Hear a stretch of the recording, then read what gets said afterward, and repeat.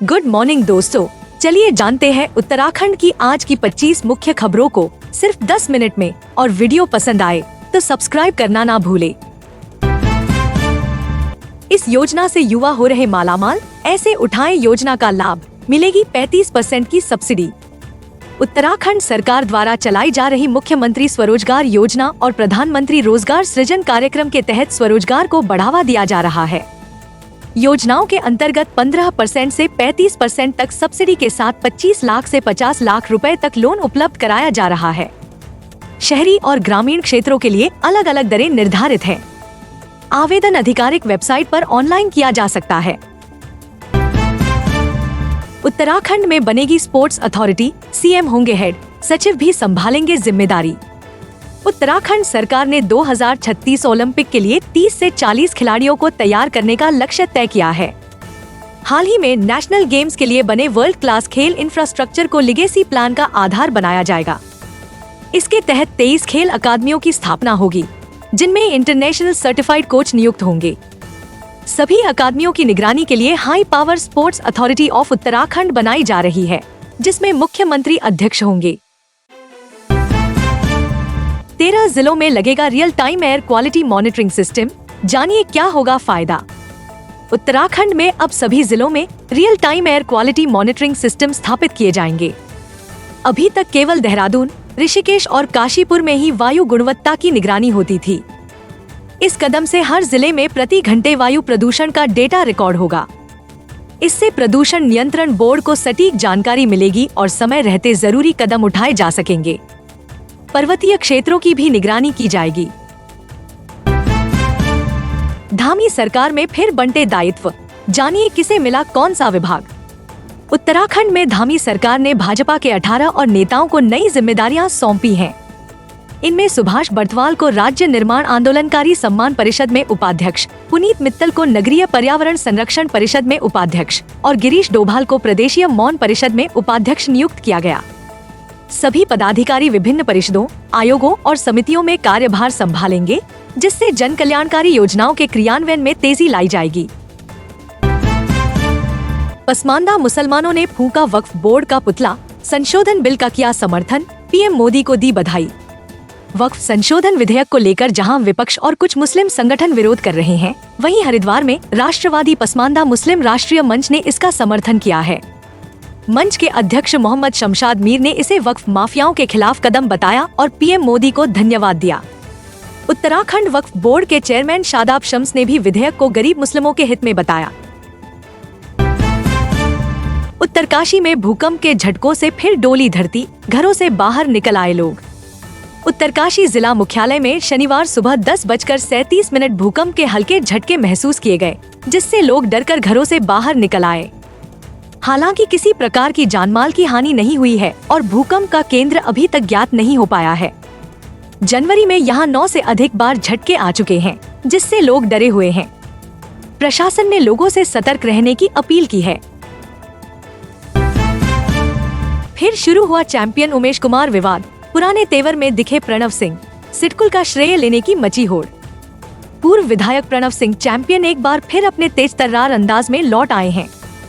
Jail से बाहर आने के बाद उन्होंने बिना नाम लिए खानपुर विधायक उमेश कुमार पर निशाना साधा और कहा कि खानपुर के असली विधायक मुख्यमंत्री पुष्कर सिंह धामी हैं। दोनों नेताओं के बीच यह विवाद प्रस्तावित सिडकुल परियोजना के श्रेय को लेकर है। उमेश कुमार ने पलटवार करते हुए चैंपियन पर विकास रोकने के आरोप लगाए हैं। दोनों के बीच जुबानी जंग और तेज हो गई है। नैनी झील के जलस्तर कम होने की खबर को विभाग ने बताया भ्रामक, बताई वास्तविक जानकारी। नैनीताल की नैनी झील को लेकर हाल में आई जलस्तर गिरने की खबरों पर सिंचाई विभाग ने स्पष्टीकरण दिया है। विभाग के अनुसार झील की वास्तविक गहराई माल रोड से 89 फीट है, जबकि पुराना 12 फीट का गेज भ्रम पैदा करता है। वर्तमान में झील में 81 फीट पानी है, जो पर्याप्त है। अब नया गेज लगाया जाएगा ताकि झील की सटीक गहराई की जानकारी सभी को मिल सके। बाघों के साथ गुलदारों की भी होगी साइंटिफिक तरीके से गिनती, ये है उत्तराखंड का सबसे घातक शिकारी। उत्तराखंड में गुलदार इंसानों के लिए सबसे बड़ी वन्यजीव चुनौती बनकर उभरे हैं। राज्य स्थापना साल 2000 से अब तक लेपर्ड के हमले में 534 लोगों की मौत और 2052 लोग घायल हो चुके हैं। अकेले 2025 में अब तक एक मौत और 18 घायल हो चुके हैं। पहली बार बाघों के साथ लेपर्ड की गणना भी शुरू हुई है। लिविंग विद द लेपर्ड कार्यक्रम से लोगों को जागरूक किया जा रहा है। बच्चों को नशीला पदार्थ पिलाकर सुलाया, पत्नी के साथ की क्रूरता, हैवान पति फरार। देहरादून के पटेल नगर क्षेत्र में एक दर्दनाक मामला सामने आया है, जहां एक व्यक्ति ने कोल्ड ड्रिंक में नशीला पदार्थ मिलाकर पत्नी और बच्चों को बेहोश किया और फिर पत्नी के साथ अमानवीय कृत्य किया। बच्ची की सूचना पर महिला की बहन ने पुलिस में शिकायत दर्ज कराई। मेडिकल जांच में सामने आया कि महिला के निजी अंग में नुकीली वस्तु डालने से गंभीर चोटें आईं। आरोपी फरार है, पुलिस गिरफ्तारी के लिए दबिश दे रही है। कुमाऊं में विधवा महिला ने करवाया लिव इन रिलेशनशिप का पहला रजिस्ट्रेशन, ग्रामीण इलाके से जुड़ा है मामला। उत्तराखंड में यूसीसी लागू होने के बाद हल्द्वानी के ग्रामीण क्षेत्र में लिव इन रिलेशनशिप का पहला रजिस्ट्रेशन हुआ है। यह कुमाऊं मंडल का भी पहला मामला है, जिसे एसडीएम परितोष वर्मा ने पंजीकृत किया। लिव इन में रहने के लिए ऑनलाइन आवेदन और 30 दिनों की स्वीकृति प्रक्रिया अनिवार्य है। बिना पंजीकरण पर 6 माह की सजा या 25,000 रुपए जुर्माने का प्रावधान है। पंजीकरण के बाद अभिभावकों को सूचना दी जाएगी। वन विभाग में प्रशासनिक अधिकारियों को मिली तैनाती, इन पदों पर भी जल्द होगा निर्णय। उत्तराखंड वन विभाग में कुल 12 पदों पर वरिष्ठ प्रशासनिक अधिकारियों को प्रमोशन के आधार पर नई तैनाती दी गई है। इसके अतिरिक्त विभाग 8 वरिष्ठ वैयक्तिक अधिकारियों को भी प्रमोशन का लाभ देकर जल्द तैनाती देने की तैयारी में है। साथ ही राज्य सरकार के शिथिलीकरण आदेश के तहत अन्य संवर्गों, विशेषकर डिप्टी रेंजर पद पर भी पदोन्नति की प्रक्रिया जारी है। नवरात्रि पर देवभूमि के इन मंदिरों के करें दर्शन, हर मनोरथ होंगे पूरे। चैत्र शुक्ल अष्टमी पर उत्तराखंड के प्रसिद्ध शक्तिपीठों में श्रद्धालुओं की भारी भीड़ उमड़ पड़ी। देहरादून के कालसी स्थित मां महाकाली मंदिर में विशेष पूजा अर्चना हुई, जहां मान्यता है कि अज्ञातवास के दौरान पांडवों ने भी मां की उपासना की थी। वहीं नैनीताल के रानी बाग में स्थित शीतला माता मंदिर में भी भक्तों ने मां के दर्शन कर पुण्य लाभ लिया। देहरादून मसूरी मार्ग मैगी पॉइंट के पास लगी भयंकर आग, मची अफरातफरी। देहरादून मार्ग स्थित मैगी पॉइंट के पास जंगलों में भीषण आग लगने से क्षेत्र में हड़कंप मच गया। आग की चपेट में सड़क किनारे की दुकानें भी आने लगी, लेकिन स्थानीय लोगों, फायर सर्विस, वन विभाग और पुलिस की कड़ी मशक्कत से करीब 2 घंटे में आग पर काबू पा लिया गया।